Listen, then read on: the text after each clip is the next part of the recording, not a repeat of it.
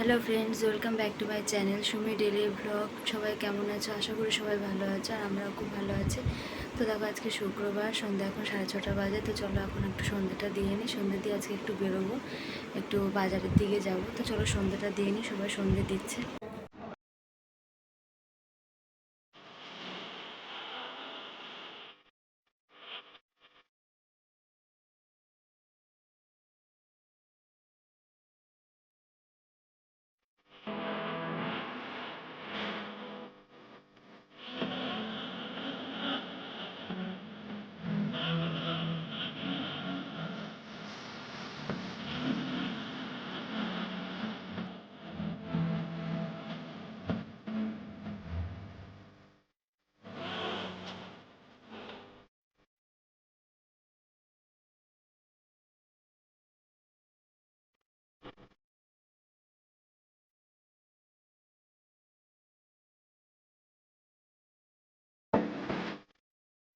তো মাম্মা আর আমি রেডি হয়ে গেছি একটু শপিং করতে যাব বলে। শপিং বলতে ওই টুকটাক একটু কিছু কেনাকাটা রয়েছে।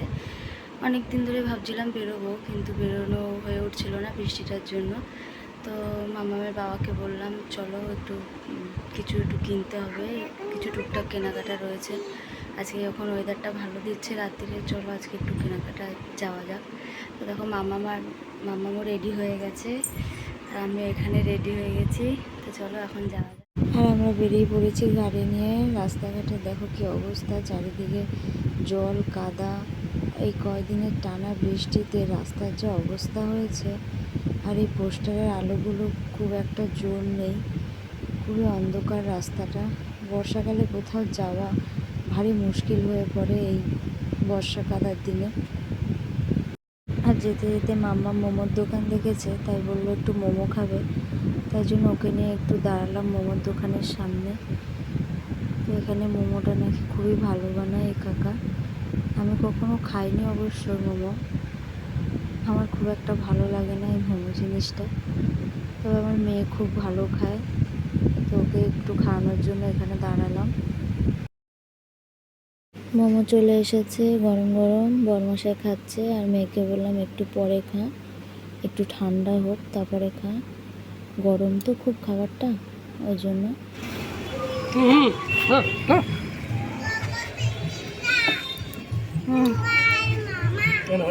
আমি খাই দেবো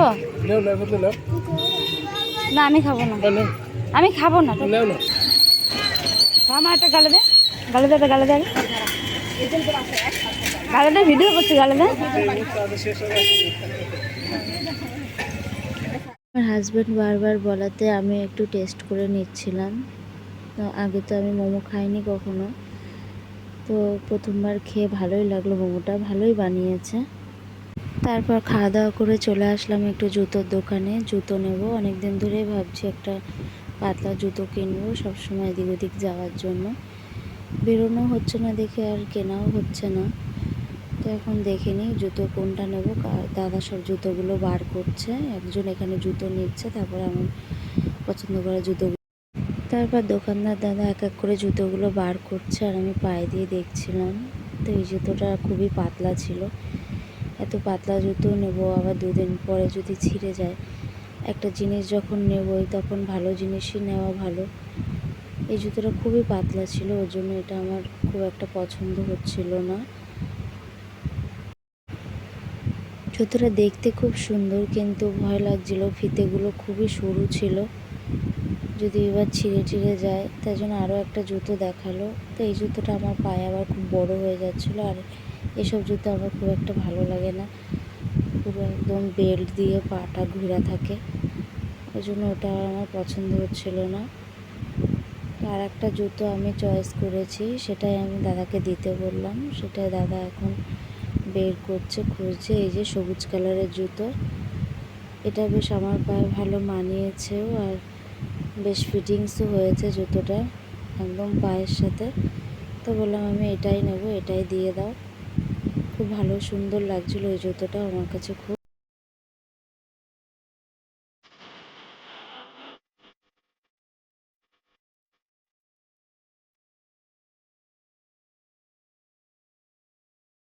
তারপর তারপর চলে আসলাম একটু বইয়ের দোকানে, মামামের জন্য একটা রং পেন্সিল কিনবো বলে। রং পেন্সিলগুলো সব ভেঙে গেছে, তো সেটা একটু কিনে নেবো বলে চলে আসলাম। আর আমার হাজব্যান্ড এই কাকার সাথে একটু কথা বলছিল স্পোর্টসের রবার ব্যান্ডের ব্যাপারে। আর এদিকে আমাদের এখানে একটা শিব মন্দির আছে। প্রত্যেক বছর শ্রাবণ মাসের 1 তারিখে এই শিব মন্দিরে ভোলানাথের বাৎসরিক অনুষ্ঠান করা হয়। তো সেটা একটু দেখছিলাম দুজনে দাঁড়িয়ে, তাই তোমাদের সাথে একটু শেয়ার করলাম। তারপর চলে আসলাম এটা সাজার জিনিসের দোকানে লাল টিপ কেনার জন্য। আর এখানে দেখো কত সবুজ চুড়ি, কাচের চুড়ি রেখে দিয়েছে দিদি শ্রাবণ মাস বলে। এই শ্রাবণ মাসে অনেকেই কাচের চুড়ি হাতে দেয়। তো দেখো বন্ধুরা, আমরা বাড়ি চলে এসেছি। আর বাড়ি এসে মাম্মাম এখন এই যে রং পেন্সিল নিয়ে বসে পড়েছে রং করতে। দেখাও শোনো রং পেন্সিলটা একটু। এই যে রং পেন্সিল নিয়ে এখন রং করতে বসে পড়েছে।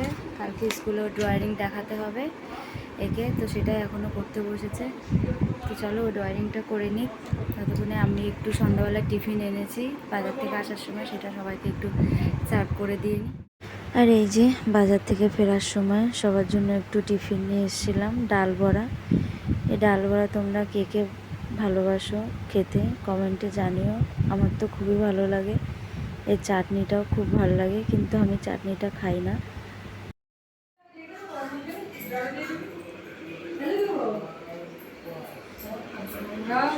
না টিফিন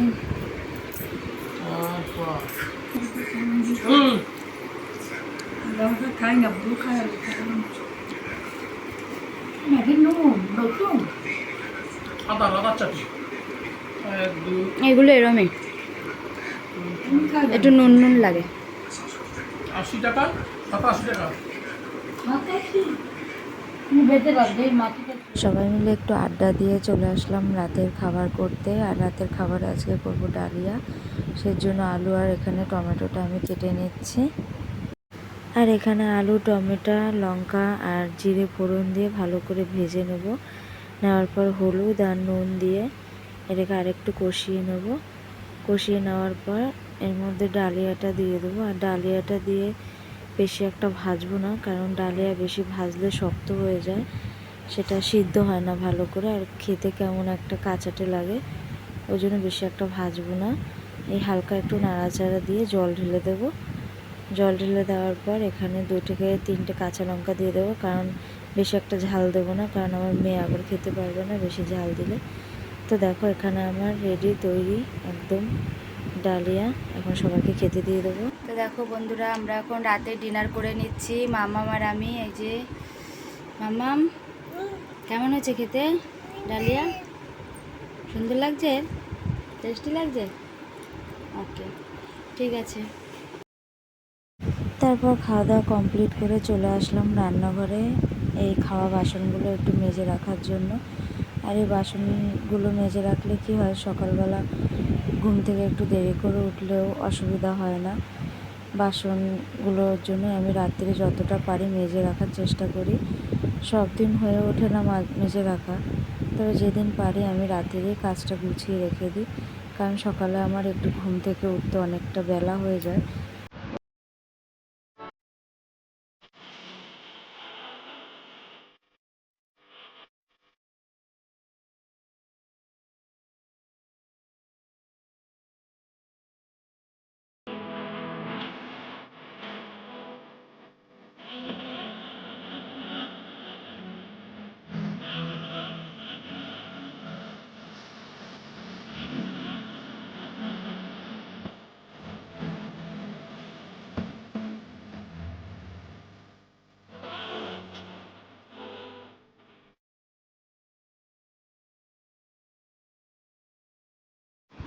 আজকে সন্ধ্যে থেকে ভালোই কাটলো রাত্রিটা।